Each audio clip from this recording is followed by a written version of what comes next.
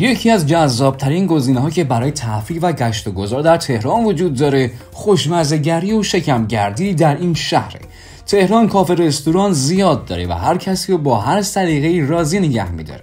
چه اونایی که از غذا خوردن در محیط سنتی و نوستالژیک لذت میبرن، چه اونایی که دوست دارن در یک محیط دلباز و شیک غذا بخورن. از اونجایی که داخل تهران دسترسی به فضای باز کمه و خیلی دلشون میخواد در یک محیط آرامش بخش و در فضای باز غذا بخورن، تو این ویدیو رفتیم سراغ بهترین کافه رستوران های تهران. ازتون میخوام تا آخر ویدیو همراه من باشید تا بهترین انتخاب رو برای خودتون و خانواده‌تون داشته باشید.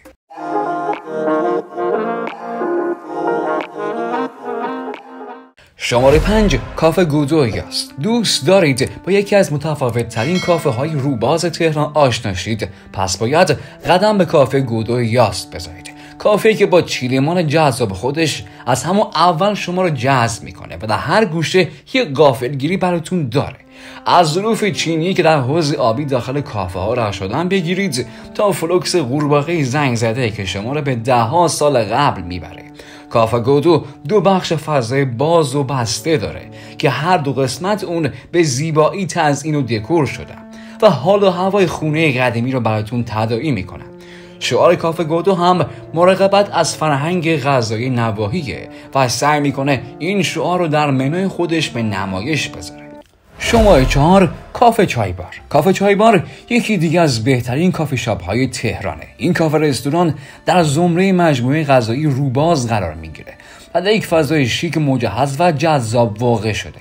فضای این کافه رستوران پر از درخته و زمینه مناسبی برای گذراندن اوقات خوش شما در یک فضای زیبا و دلنشین به وجود اومده.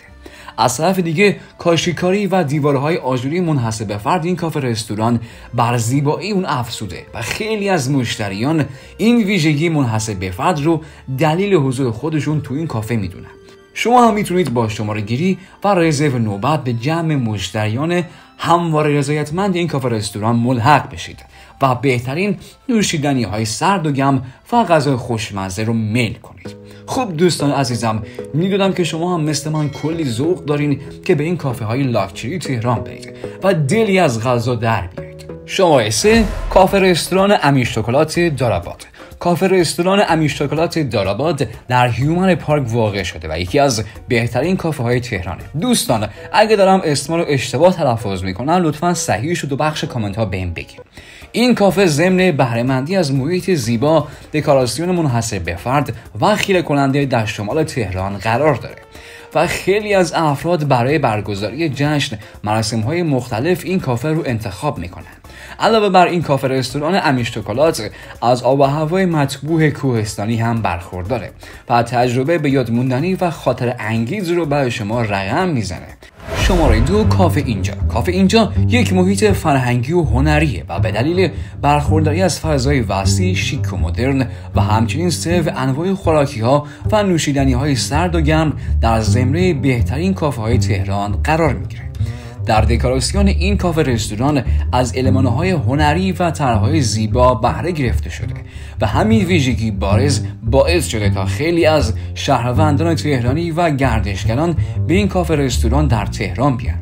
شما هم اگه به دنبال کافه‌های شیک تهران هستید، پیشنهاد میکنم بازدید از این کافی شاپ رو در اولویتتون قرار بدید. خاطر نشان میشه در این کافه 3 وعده صبحانه، نهار و شام سرو میشه و از بین محبوب ترین غذاهای منوی اون میشه به انواع سالاد، غذاهای روز، شیرینی و نوشیدنی های سرد و گرم اشاره کرد. قبل اینکه شماره 1 رو بهتون معرفی کنم میخوام یه پیشنهاد عالی بهتون بدم.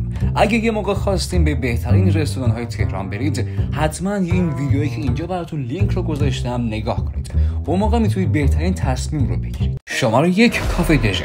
کافه دژن در حال حاضر یکی از بهترین کافه ها نه تنها مرکز بلکه تمام شهر تهرانه.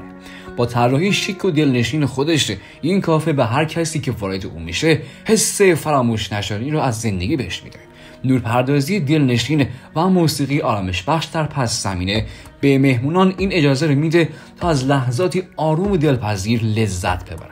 منوی کافه دژن چیزی که هر ذائقه رو میپذیره، از قهوه‌های گرم و خوشمزه تا نوشیدنی‌های منحصر به فرد و دسرهای لذیذ، هر چی که انتظارات رو برآورده میکنه. پرسنل مهربان و حرفه‌ای کافه دیژن تمام تلاش خودشون رو میکنند تا هر مهمون رو به عنوان یک مهمون ویژه احساس کنه. این کافه ها یکی از بهترین کافه های تهران بودن. البته کافه های دیگه هم هستن که دارن باشون رقابت میکنن، اما اینها بهترین ها بوده. امیدوارم از دیدن این ویدیو لذت برده باشید. ویدیوهای جذاب و دیدنی دیگه هم تو کانالم هست، برید اونا هم ببینید، مطمئنم خوشتون میاد. خیلی خوب دوستان عزیز، ازتون میخوام همین الان ویدیو رو لایک کنید، حداقل به خاطر زحماتی که کشیده شده برای این ویدیو، و کانال رو حتما سابسکرایب داشته باشید و اون زنگ رو هم مردگوله کنید و روی آل بذارید، در روی همه بذارید تا از ویدیوهای بعدی من مطلع بشید. عاشق یکتونم بوست بکردم.